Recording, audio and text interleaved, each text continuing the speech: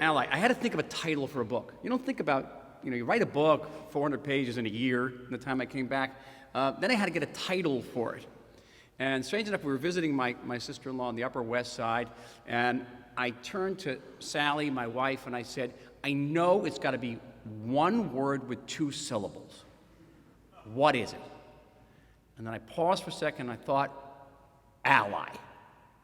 And I wrote it out on a piece of paper. And Sally looked at it and said, oh, Americans are going to look at that and think it says alley. All right?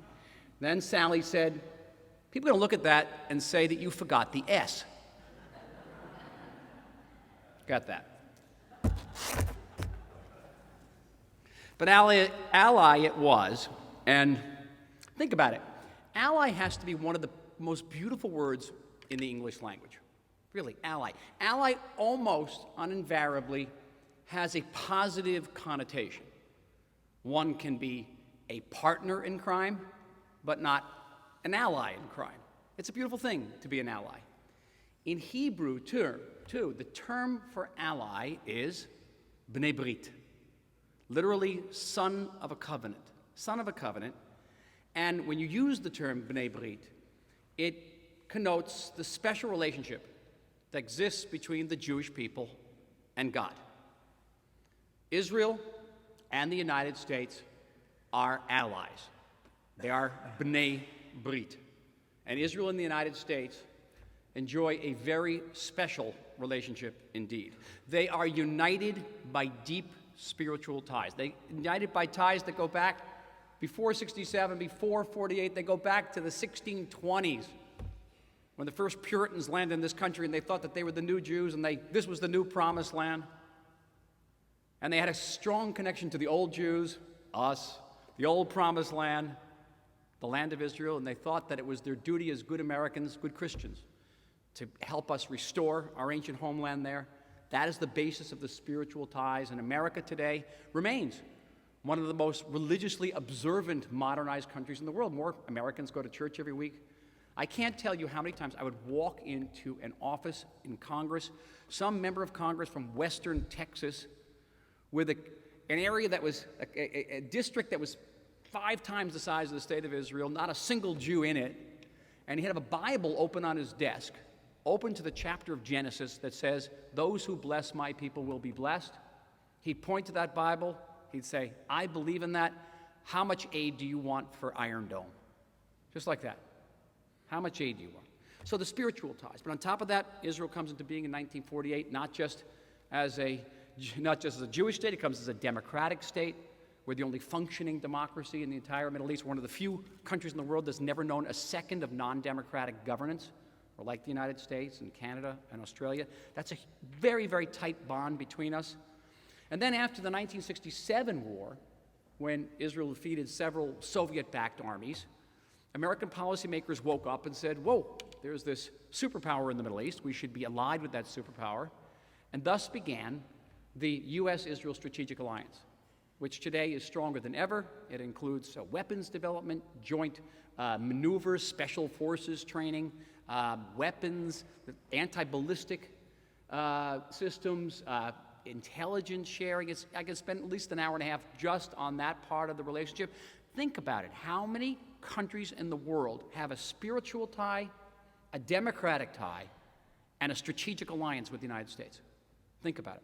You'll be very hard-pressed. So it's a special, special relationship. And it finds expression in all different ways. The United States provides more military aid to Israel than any other country in the world, close to $4 billion per year.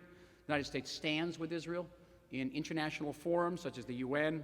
It cooperates with Israel in vital research and development projects which are crucial to both of our economies. All of your computers, most of your cell phones run on components that are made in Israel. Made in Israel by U.S. companies, by the way. Apple never had an R&D center outside the state of California. Now it has 3 in the state of Israel. Amazing. About 300 American high-tech companies have their R&D centers in Israel. Aid to Israel, on the other hand, most of it, 75%, is spent in the United States. And tens of thousands of Americans work in jobs created by American aid to Israel. Israel furnishes the United States with an unparalleled source, not just of intelligence, but also of cybersecurity, with an army, the IDF, that is more than twice as large as the British and French armies combined. Can you imagine that? And we just happen to be strategically located at the nexus point of 3 continents. So you're not going to find an ally like Israel for the United States, an ally that is not only technologically and militarily robust, but it is unreservedly, unabashedly pro-American. We don't have anti-American demonstrations in Israel. We don't have people burning American flags in Israel. How many places in the Middle East, much less the world, can you say? This is the alliance between the two. So in many ways, the United States and Israel are ultimate allies. And yet, at times, those two allies are separated by deep divides. We are divided about the peace process, about the issue of settlements, about the status of Jerusalem. We are divided about U.S. arms sales to Arab countries. And we are divided most profoundly, most poignantly right now about the pending agreement with a nuclear-empowered Iran.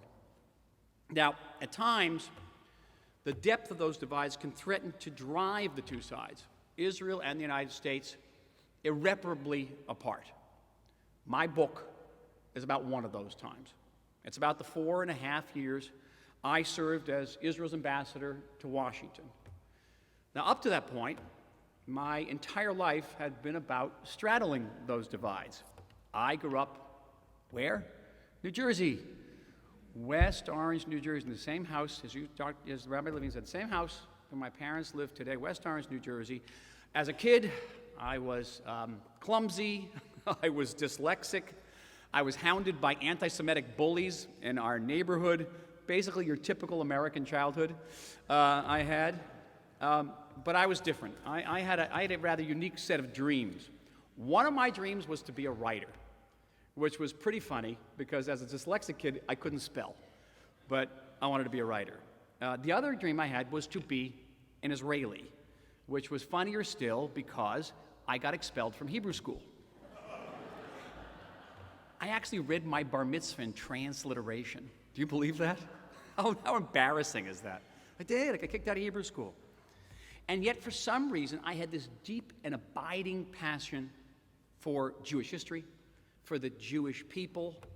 I was keenly aware of being brought up in the post-Holocaust generation. My father here landed in Normandy and fought all the way across Europe in World War II. And every time I'd come home all beat up from being set upon by anti-Semitic bullies, he would take me down to the basement and he'd show me an album that he had from World War II of liberated concentration camps and piles of Jewish bodies. And he'd say, you see that? You see that? That's why we need a strong Israel. Had a profound impact on me as a kid. Now, I loved America. I loved its ideals. I loved its culture. I'm a sentimental guy. I'm the first one to do this. My kids make fun of me all the time. I cry at the end of the Star-Spangled Banner. I bring them down to the Lincoln Memorial. I read the, Lincoln's second inaugural address. I start crying. Impossible. And yet, I longed to live in Israel someday, and I knew that someday I would realize that dream. I dreamt of someday being an Israeli soldier, which was, again, kind of funny, because I couldn't really run, much less run with a rifle. So that was going to be difficult. And I dreamed, as teenagers often do, I dreamed of meeting the girl of my dreams, all the while getting turned down repeatedly for dates to the junior prom. And then, when I was 15, and visiting Washington with my Jewish youth group, I chanced to greet Israel's ambassador to the United States. And I actually get to shake his hand. And he was the great hero of the Six-Day War. He was serving as Israel's ambassador then. His name was Yitzhak Rabin. And I thought to myself, okay, here's another dream.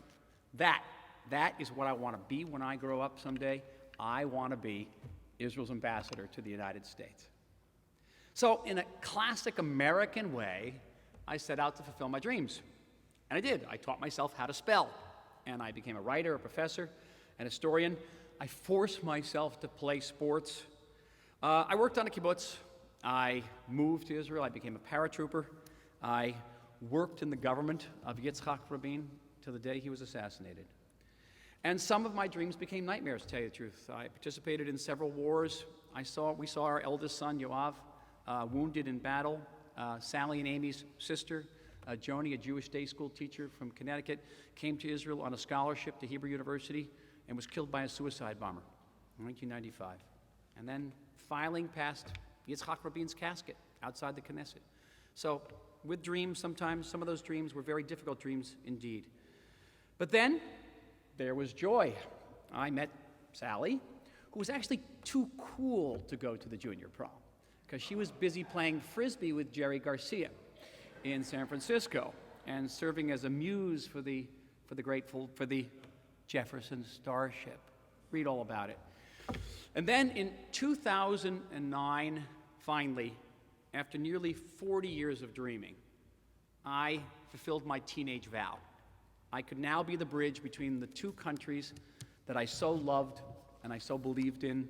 Israel's newly elected Prime Minister Benjamin Netanyahu recognized that I could be that bridge, and he named me Israel's ambassador to the United States. But strengthening or even sustaining that alliance proved to be more challenging than anything I'd remotely dreamed in. America in 2009, I know this is ancient history, America in 2009 was deep in the worst financial crisis since the Great Depression. It was exhausted after two traumatized Middle Eastern wars. The entire Middle East would soon come apart, as we've known it, with not one but two violent revolutions in Egypt. Syria and Iraq would essentially cease to exist as states. The peace process was dead in the water. Having just turned his back on a full offer of statehood in all of Gaza, half of Jerusalem, most of the West Bank, Palestinian President Mahmoud Abbas refused to even talk to us. He simply walked away from the peace offer and then refused to come back to the negotiating table. Iran, meanwhile, was building its nuclear infrastructure. It would soon install thousands of centrifuges and have enough for not one but 4 nuclear bombs, enough enriched uranium for 4 nuclear bombs. And in the middle of this maelstrom were two men, Israel's Netanyahu and America's newly elected president, Barack Obama. Rarely at such fateful junctures in history were two leaders more mismatched.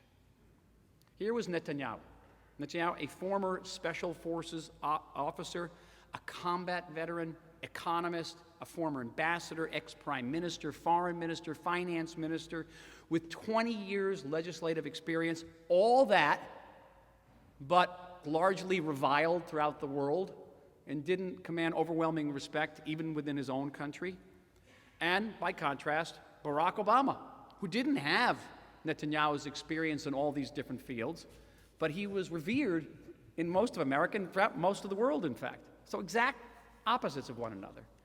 On one hand, there was the right-of-center Netanyahu, the enemy of political correctness. He hates political correctness. He's sort of the anti-rock star. And the first thing that Netanyahu did when he walked into his office in the first part of 2009 was he hung a picture of Winston Churchill over on his office so that Winston Churchill would always look over his left shoulder. No kidding. On the other hand, Barack Obama, progressive, the epitome of political correctness, very cool, who upon entering the Oval Office removed a bust of Winston Churchill. Can't make this stuff up. But in addition to the personality differences, Obama and Netanyahu were fundamentally divided on policy. President Obama had a worldview. It is the president's prerogative to have a worldview, which espoused unprecedented American support for the creation of a Palestinian state, a worldview that reached out to what the president called the Muslim world and sought reconciliation with Iran. He was upfront about this from the get-go, from day one. And from the outset, Obama abandoned 2 core principles that had existed since the mid-'80s in the U.S.-Israel alliance. The 2 core principles were no daylight and no surprises. No daylight meant that we could have differences. We were going to have differences over Jerusalem. We were going to have differences over settlement. But the idea was to have differences behind closed doors and not in front of the closed doors, so that our enemies wouldn't internalize that there were differences between us between which they could insinuate themselves and cause both of us damage. That was no daylight. No surprises meant that if an American president, President Clinton, President Bush, was going to make a major policy statement on the Middle East that would impact Israel's fundamental interests, Israel would have an opportunity to view that speech before it was given and have a chance to submit our comments and perhaps alter it a bit.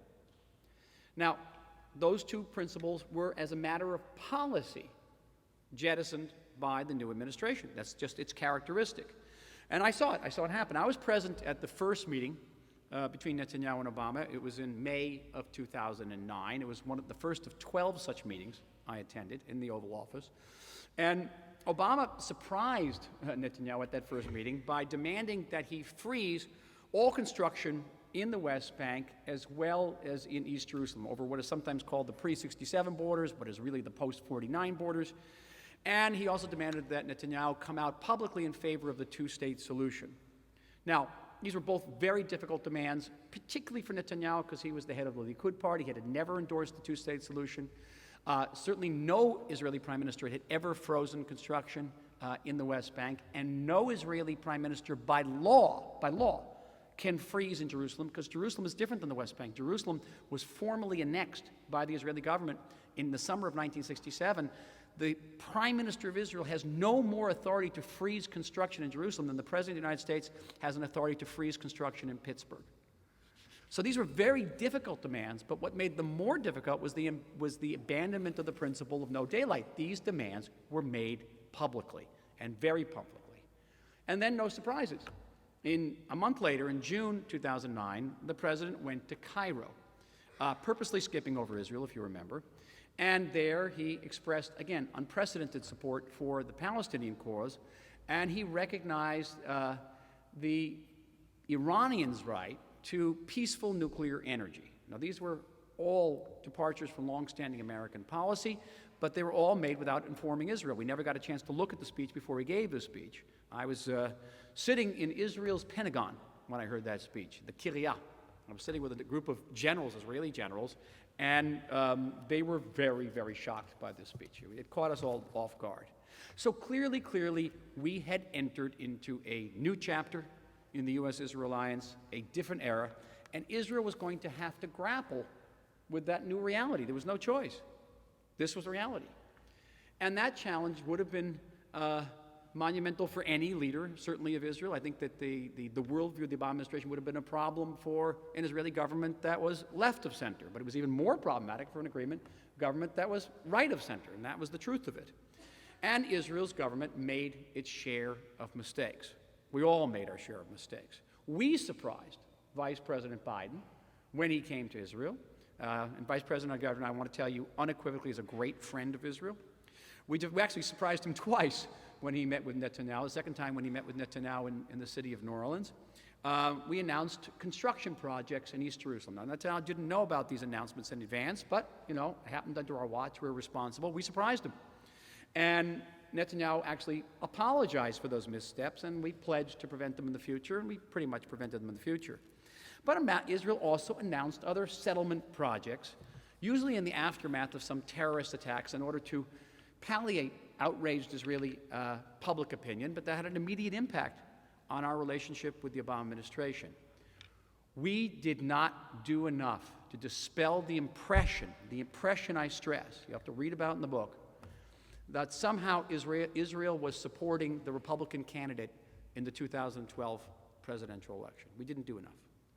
Still, the abandonment of the principle of no surprises was not for Israel a matter of policy. It was just a mistake. And Israel, we were repeatedly surprised. We were surprised by snubs at the White House. I was surprised, in May of 2011.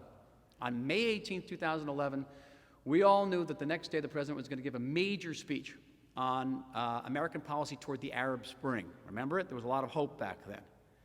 And I was in the White House, and I inquired whether part of the president's speech would deal with the Israeli-Palestinian issue, and they assured me that it wouldn't.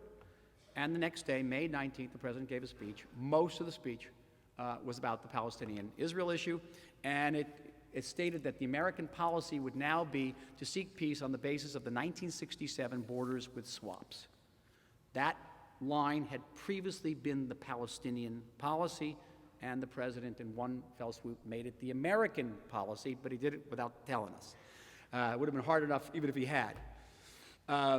So the next day, if you remember, the prime minister comes into the White House, and he supposedly lectured the president about the speech.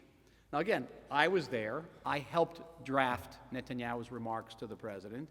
And I can say, again, without reservation, that he never lectured the president. All of his remarks were addressed to the Palestinians, saying the Palestinians have to realize that there is a Jewish state, it's a legitimate Jewish state. He never lectured the president.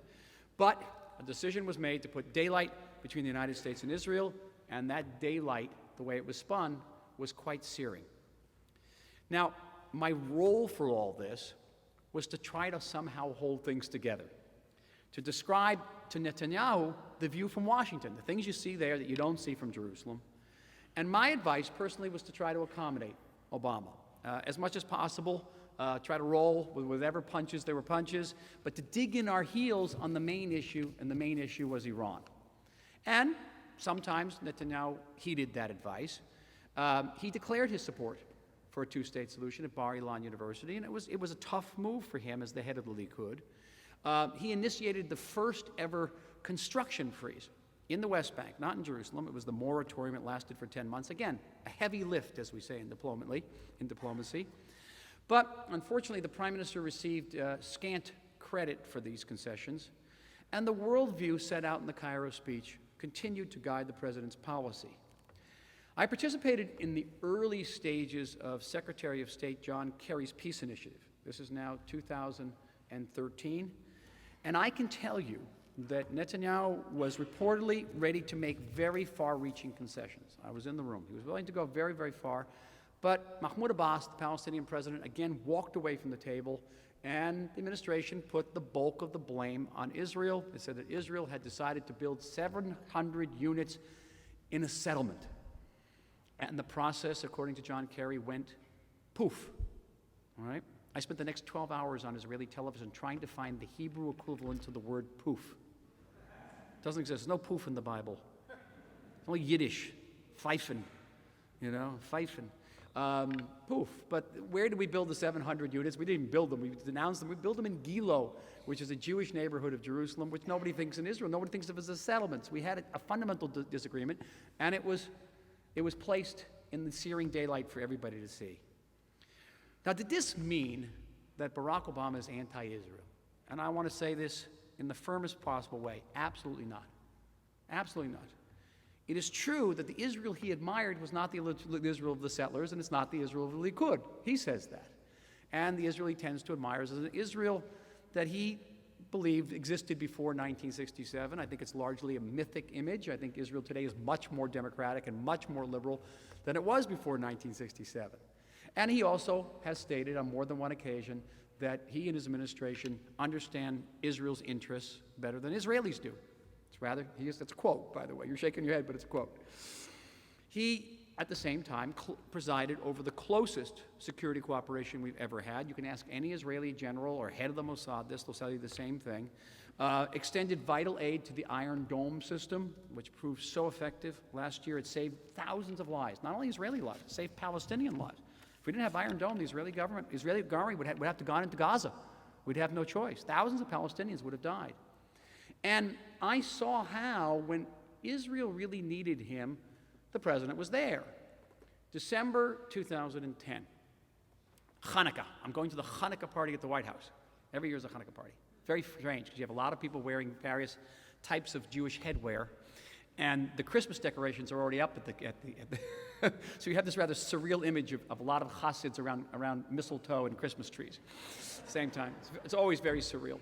And but walking into the White House, I get a call from Prime Minister Netanyahu with a voice that I've never heard, and he says that a fire has broken out along the Carmel mountain range, and we can't stop it. And 24 Israelis have already been killed, and we are out of retardant. That's that orange-colored stuff that they throw out of planes.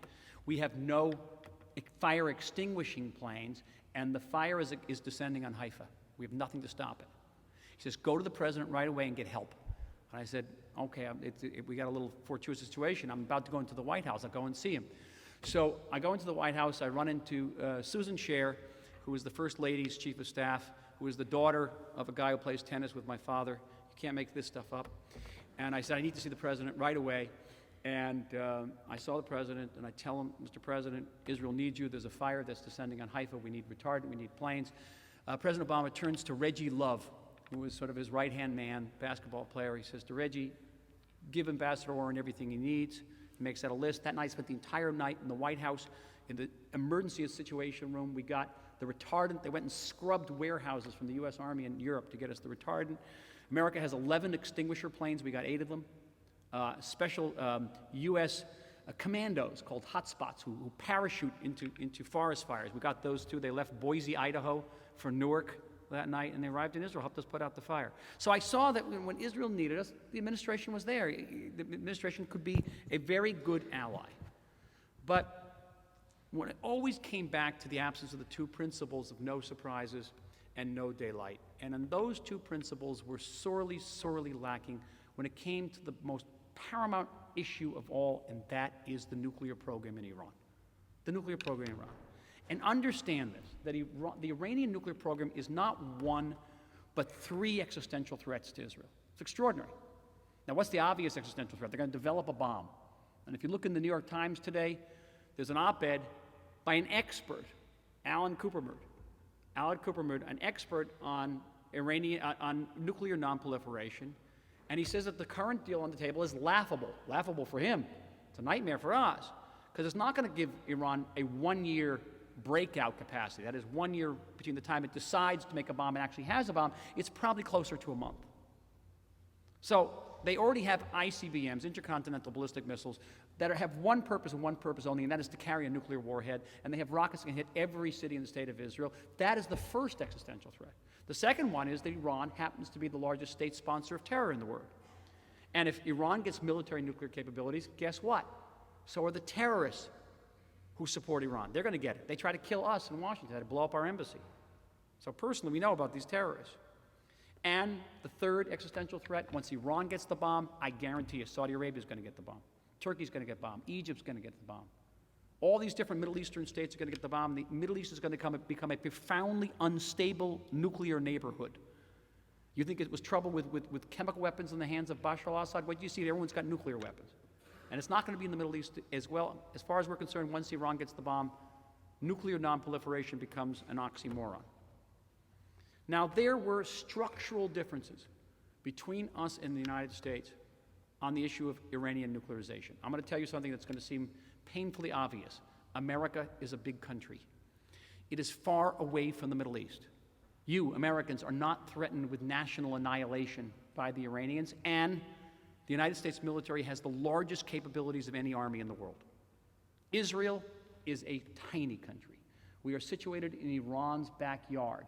We are threatened with genocide by the Iranian regime. Every week, they say they're going to wipe us off the map. And while the IDF, yes, is this robust and motivated military, we do not have strategic bombers. We do not have aircraft carriers. So our margin for error with Iran is exactly 0.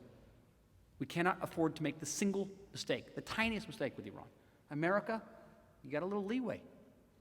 But in addition to the structural differences, there are ideological differences. Ideological differences, and they were in the Cairo speech. And they came down, from my perspective, to these very intimate discussions that we had over the course of 4.5 years with the United States on the Iranian nuclearization. And it came down to the single question, is the Iranian regime, is it or is it not rational? Goes to the heart. And the president, in some of his recent interviews, has said the Iranian regime is rational. They're anti-Semitic, but they're rational. And they operate at a cost-benefit analysis, and that if they go from being part of the problem to being part of the solution, they can become a productive regional power, and they can even help resolve the Sunni-Shiite split. That is the president's position. Our position was we are dealing with a medieval-type jihadist cult that believes it takes orders from a hidden imam that is trying to kill people around the world, including Americans. They've killed more Americans than any other terrorist group outside of Al-Qaeda. And that when they say they want to destroy and obliterate 8 million Israelis, we've got to take them seriously. They're not rational, and sometimes irrational regimes can take rational steps. The Nazis did it during World War II. They conquered Poland and France, perfectly rational to accomplish an insane goal. So we had to take it seriously. It really went to the core. And we got the sense over the course of the 4.5 years in Washington that the Obama administration actually feared in his possibility of an Israeli preemptive strike against Iran more than it actually feared the Iranian nuclear program. Netanyahu nevertheless responded in the fall of 2012 with his red line speech that gave the president time and space to work out an agreement. Remember the bomb he drew, right, in the General Assembly? I was there when he drew the bomb. He's a very good drawer. In the book, he says to me, they're going to compare me to Yosemite Sam. And I said, no, Mr. Prime Minister, they're going to compare you to Wile E. Coyote. And guess what? I was right. Unfortunately, that gesture brought him little credit too, and tensions came to a head in November 2013. This was right after I finished my job, and the revelation that the U.S. had been secretly negotiating for the previous 7 months with Iran without telling us, without informing Israel, no surprises. And the U.S.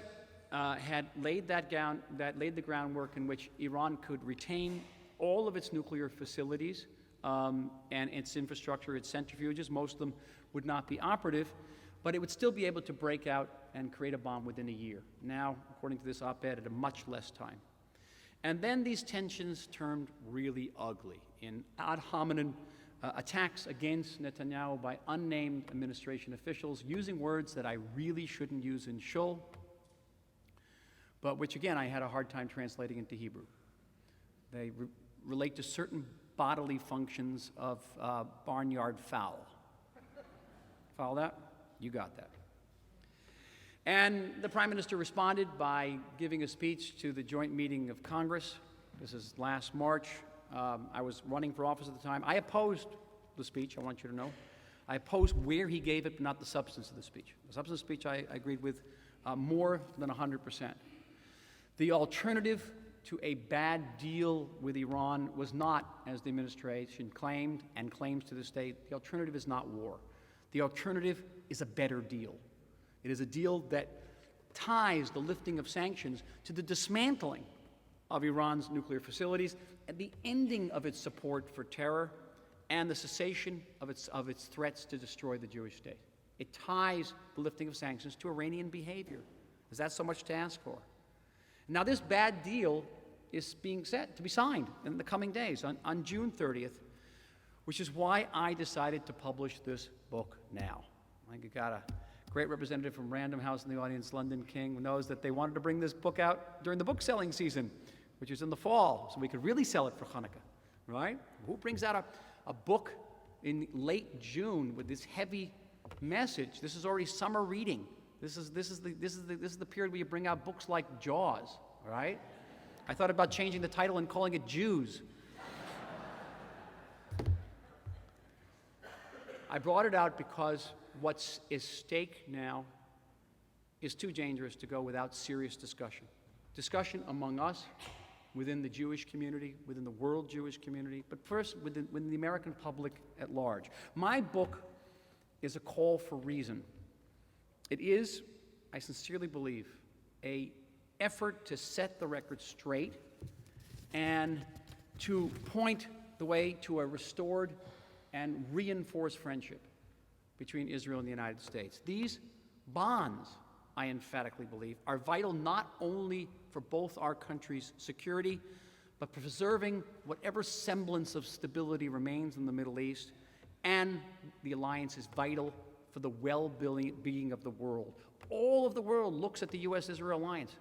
The jihadists to the Japanese, they all look at how we rate with one another, and they gauge America's commitment to its allies based on our relationship with Israel and the United States. My book is a passionate appeal to Jews both here and in the Jewish state to uphold our sense of peoplehood. It's a call for gratitude.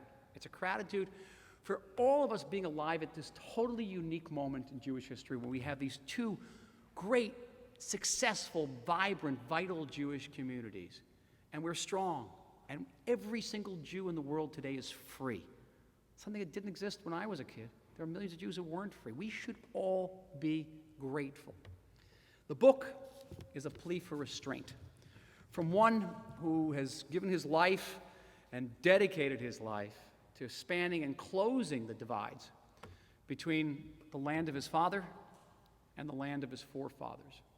From the land of my birth to the land of my birthright. It is my reminder that Israel has no alternative to America, nor does America have many friends in the world like Israel. My book is a chronicle, it's a revelation, a testament, and a confession. It is a monument to that most beautiful of Hebrew concepts, Ben Brit, son of a covenant, and to that most precious English word, ally. Thank you very much. Yeah. Thank God. Thank you. Thank you very much. The question is, why should Israel have the ability to have no surprises, no daylight, when no other ally of the United States has the same? All right. Thank you for the question. I'll just take fundamental issue with it. The brief I got entering the embassy in 2009 that these were the core principles, that they had been observed with at times surprises and with at times daylight, but observed. It had been the basis of the relationship since the mid-'80s. The last time we surprised the United States, with any great surprise was on the Iraqi attack in 1981. There was a Reagan peace initiative in the early 80s that surprised us. Pretty much after that, we're pretty well coordinated. And I would disagree. I think that there's no surprises and no daylight with a lot of American allies. I think it's an important part of any alliance. It was an important part of alliance with America's relationship with Great Britain in World War II. And I think that many of America's allies, and I know from dealing with other diplomats in Washington during my period, also felt that these core principles had been abandoned with them, and we shared some of the same observations and some of the same frustrations. So I'm just going to take issue with it. And I was also, not only as a diplomat, but as an historian, I knew that, for example, when President Bush came out with various speeches relating to the peace process, Israel had advance warning and had a chance to review the text. When President Clinton came out with major speeches against the Middle East, Israel had an opportunity to look at the text in advance and submit its comments. Look at the roadmap in 2002. There was an entire discussion between Arik Sharon and George Bush before that was ever published. So that was the basis. And it doesn't exist today, but one of at the end of the book includes about 4 pages of prescription, where I say this is how we have to move forward, this is how we have to restore the alliance. One of the central themes of that plea is to restore the principles of no surprises and no daylight. I want to add one more thought to that. I get to do this because I'm the speaker. When the president announced to a group of his first meeting with Jewish leaders, this is also in 2009, that he was going to abandon, he actually told them, this is a quote, this is not an estimate, he was going to change the policy and put daylight between Israel and the United States, because he said, during the Bush years, there was no daylight, and Israel sat on the sideline, and it eroded America's credibility with the Arabs. That was his position. But at the risk of sounding irreverent, it was wrong, empirically wrong. It was because there was no daylight that Arik Sharon felt empowered to remove Israeli settlements from Gaza in 2005, and because there was no daylight that Ehud Olmert was able to offer a Palestinian state to Mahmoud Abbas. It is in the absence of the principle, okay? It is in the absence of the principle that we have not had more progress toward peace. Israelis, when we feel embraced by the United States, when we feel secure, Richard Nixon understood this. When we feel secure, that is when we make concessions. When we're knocked on the head, that is when we buckle down. And my repeated plea to the administration always was, try love. Wow. Now, sorry.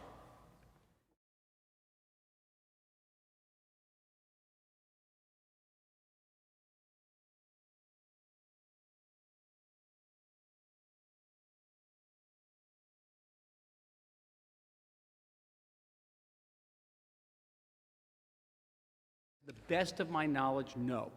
That the president felt he had been surprised by these demands, and they were made quite publicly. And when I entered office, I had to deal with the fact that the prime minister was not yet ready to declare. He had to lay the groundwork for that with his own party.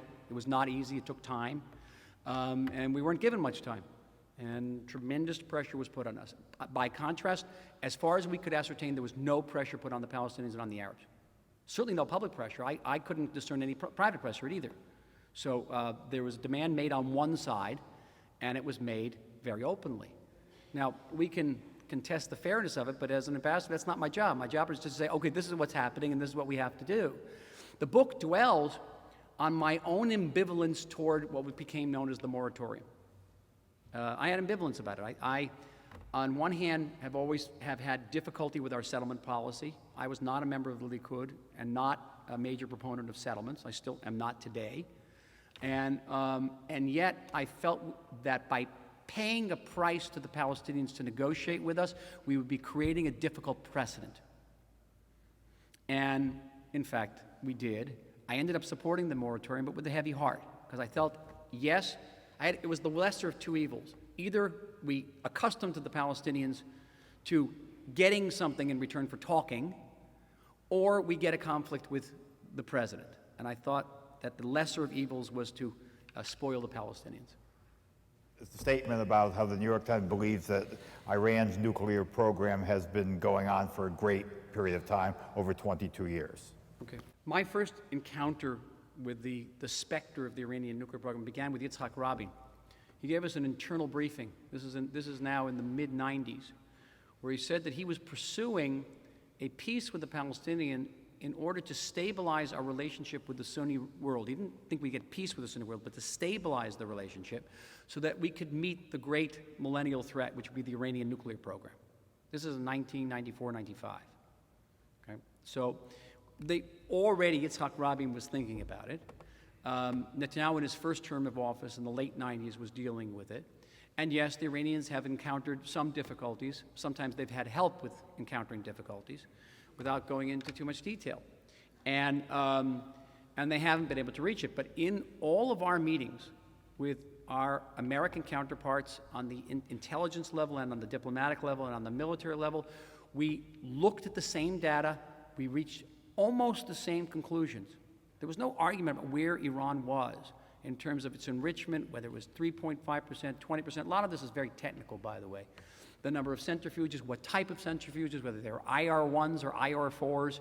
But then, in 2009, surprise, Iran had built a secret underground facility called Fordo, which was under a mountain. Why would you build a peaceful nuclear facility under a fortified mountain? I can't imagine that.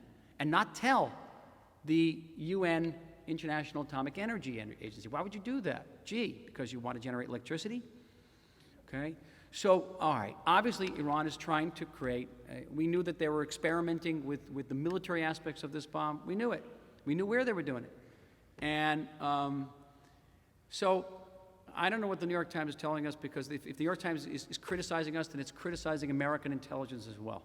We do not have a difference of intelligence. We have a difference of interpretation of the nature of the regime, and we have a structural difference. That's what we have. So New York Times, alas, has printed an inaccuracy. That's true. We should get somebody from the back. Wow. Is there anything that we in this room can do to possibly thwart the plan to deal with Iran? Yeah, it's four simple words, I think. Do not be silent. Do not be silent. This is the moment where we have. I can't emphasize this and this. I don't think of myself as an apocalyptic person. I really don't. I couldn't do what I do in life. I couldn't raise our kids and our grandkids where we live and be like that. I'm also a believing person. And I talk about that in the book as well. A relationship with God.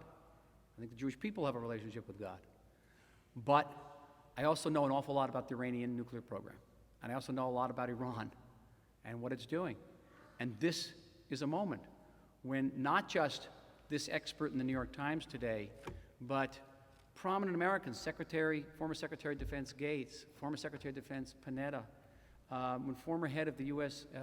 military intelligence tell you that this is a bad and dangerous deal. It's a bad, dangerous deal. When Henry Kissinger and George Shultz tell you that this is a bad and dangerous deal, listen to it. Don't just listen to me. And I understand a lot of it's technical, but at least understand that a better deal is possible if we keep ratcheting up the pressure there. That's what brought them to the table to begin with. Have a credible military threat and tie in any nuclear arrangement to Iranian behavior. It has to be linked to behavior. Or else, what are you doing? You're making a deal with a terrorist state that is trying to destroy our people. We not only have the right, we have the duty to make our voices, the duty. Oh boy. Yes, the question is, the United States is hell-bent on signing this accord. What are the options after that? I think we have to focus on getting a good deal and not start hypothetically, what do we do if we have a bad deal? I'll only say this. Israel is a sovereign country. Israel is a sovereign Jewish country with a tragic past. We have the right, we have the duty, we have the capability to defend ourselves. What makes you think, since Russia and China are deeply involved, that if the United States backs out of this deal, that Russia and China would follow the United States in subsequent negotiations? I think that it is a challenge. It is indeed a challenge. But if there's not strong American leadership, I guarantee you they won't cooperate with the sanctions. And America, $17 trillion economy, people will be reluctant to risk American deals, doing business with America, to do business with Iran. They just will be. It won't be perfect. But right now, the Iranians sense that the sanctions are lifting already. I don't know, they may not sign, even if America wants to sign. They may feel, and I think with a certain amount of logic, that the longer they wait, the more concessions they get, because that has been the pattern. So I think the important thing is leadership and a strong stand saying, all right, we need a better deal. Not a bad deal, because I think the Iranians are going to just keep dragging it out. Love the questions about Iran. She's asking for 5 points to push for a stronger deal. Okay, I mentioned behavior. I mentioned dismantling, okay? Dismantling of actual infrastructure. That includes Fordow, that includes Natanz and various structures. Dismantling of centrifuges. They have 19,000 of them. Right now they're talking about keeping 6,000 of them running, but the others are just going to remain unplugged. Okay, I'm not done yet. An end to research and development of advanced centrifuges. Because right now most of the centrifuges are called IR1s, but they're developing IR4s that will have 4 times the enrichment rate, which means that the breakout with an IR1 is, say, 1 year, just for argument's sake, but with IR4, it's 3 months, because they're enriching so much faster.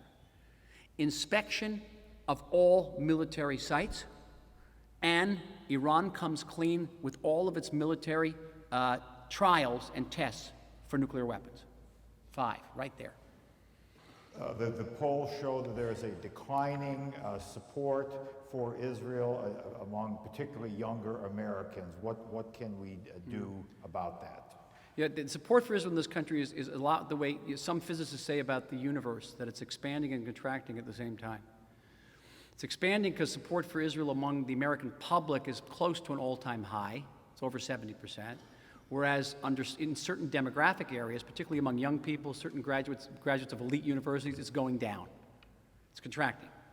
And we cannot afford to rest on the first laurels and ignore the latter. We have to reach out. We have to reach out to young people, to young Jews. We have to live up to our promise to be the nation state of all the Jewish people.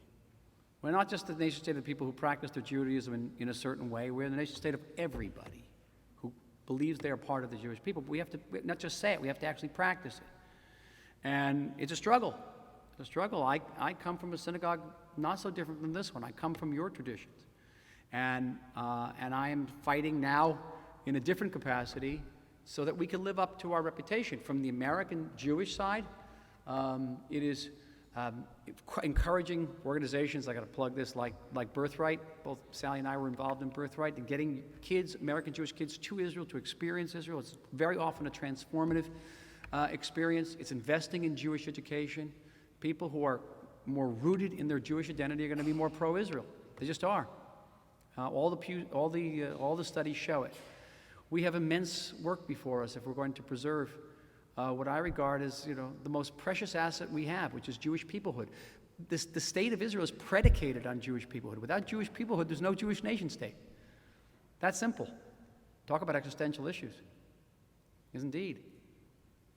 I want to have someone ask me about being in Knesset. Come on, it's a fun thing. I want a Knesset question.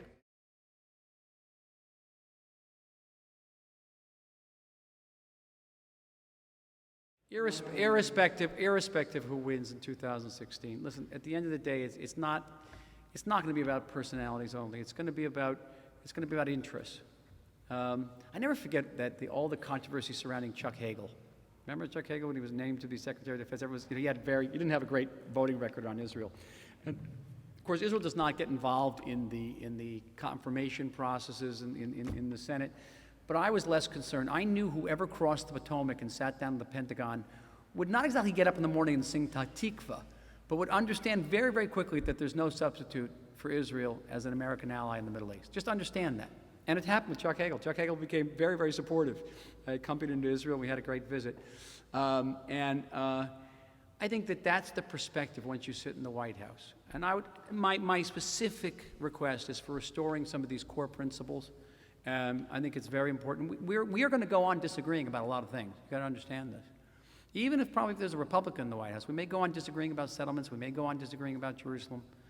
I hope we would have fewer disagreements about Iran. They're just different perspectives. Even the closest allies are at the end of the day independent countries that have different interests. They do, and different politics internally. Of the candidates running now, I know some of the Republicans. I know Hillary Clinton quite well. We worked extensively. There's some very formidable candidates running. You are actually blessed in the candidate department. Thank you so much for coming.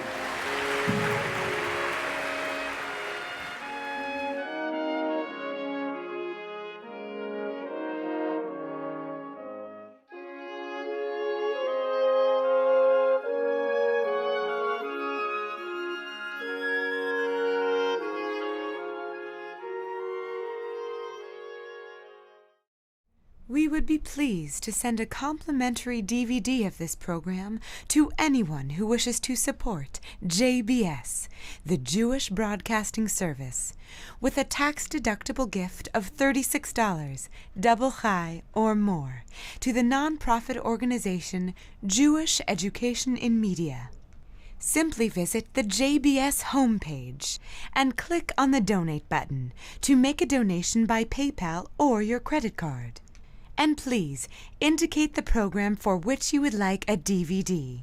Or you can send your tax-deductible check made out to Jem, Post Office Box 180, Riverdale Station, Bronx, New York 10471. And again, please remember to indicate which program you would like to receive with our compliments. And we thank you for your kind support.